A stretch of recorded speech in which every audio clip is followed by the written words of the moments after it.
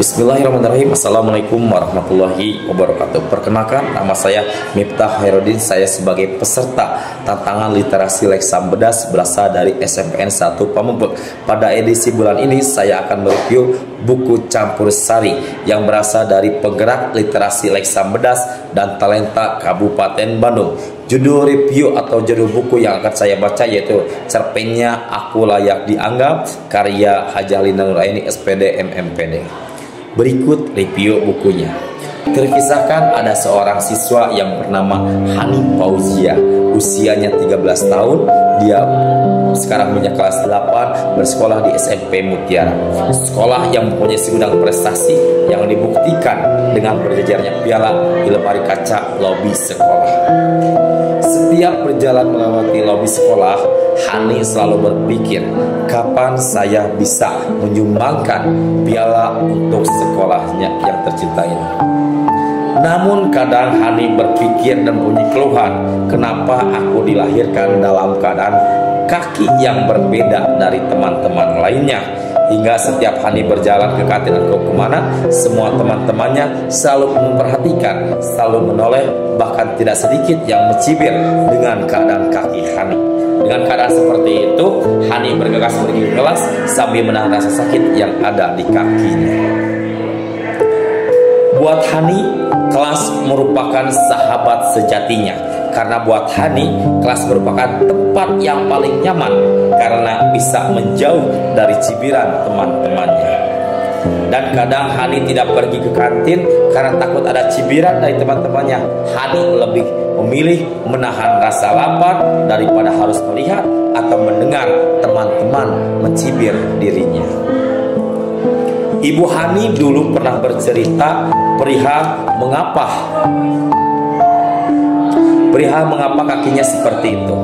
Itu diakibatkan karena ketika Hani kecil pernah sakit panas sehingga kakinya menjadi mengecil, sehingga kakinya harus digusur ketika berjalan.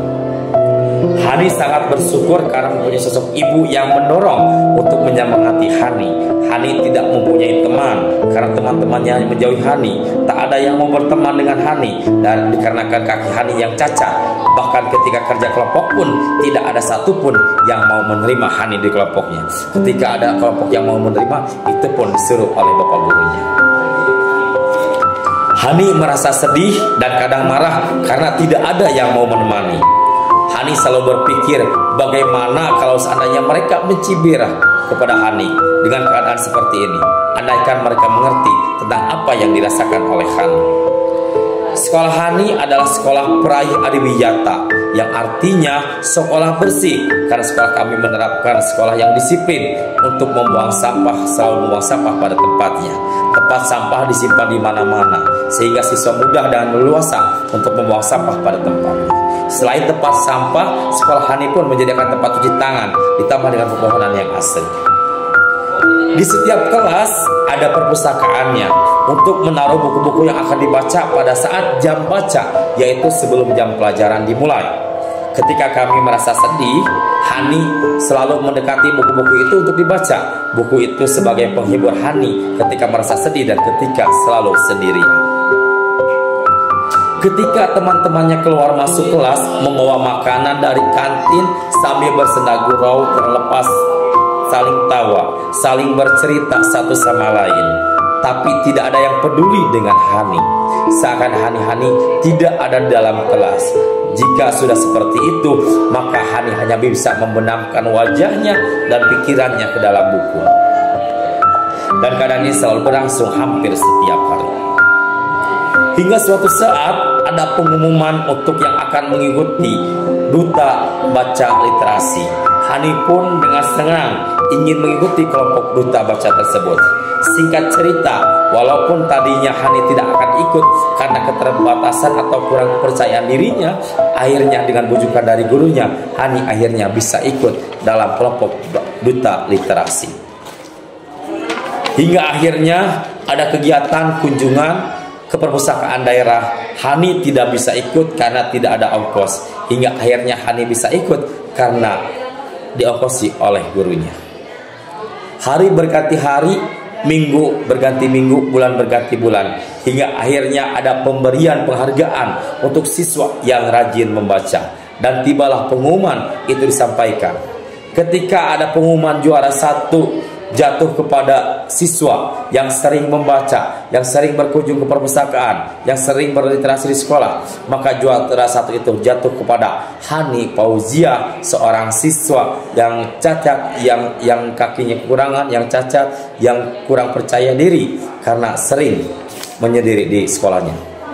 Serta ketika diumumkan juara 1 jatuh pada Hani Fauzia, suara-suara gemuruh baik dari siswa ataupun dari para guru. Seketika Hani melihat bahwa tadinya senyuman sinis, cibiran dari teman-temannya, sekarang mereka senyum tulus kepada Hani. Dan Hani merasa bahagia, dan Hani pun beranjak ke panggung untuk menerima hadiah piala terbesar tersebut. Akhirnya Hani mempunyai piala besar yang selama ini diimpikan oleh Hani, sehingga Hani bisa menyumbangkan piala tersebut ke sekolah tersebut. Semua ini berkat dukungan dari guru-guru literasi yang selama ini membimbing dan memberikan semangat dan meyakinkan Hani untuk terus maju dan percaya diri dalam berliterasi.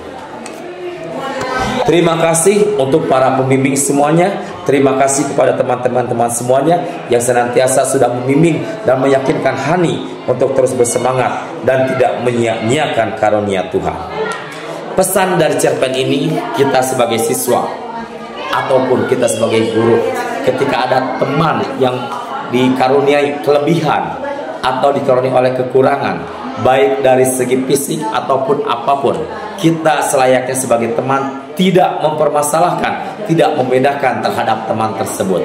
Selayaknya kita sebagai teman bisa merangkul, bisa mengajak teman kita berbaur, bisa mengajak teman kita untuk bersosialisasi, untuk bisa bermain bersama dimanapun, baik di lingkungan rumah, baik di lingkungan sekolah ataupun di lingkungan masyarakat. Dan terhadap guru, terima kasih kepada guru Hani yang sudah membimbing, yang sudah memberikan supportnya kepada Hani, sehingga Hani bisa bersemangat kembali untuk meraih prestasinya, untuk melanjutkan literasinya, sehingga Hani bisa lebih percaya diri lagi, sehingga Hani bisa lebih bersyukur lagi atas karunia Tuhan yang diberikan kepada Hani.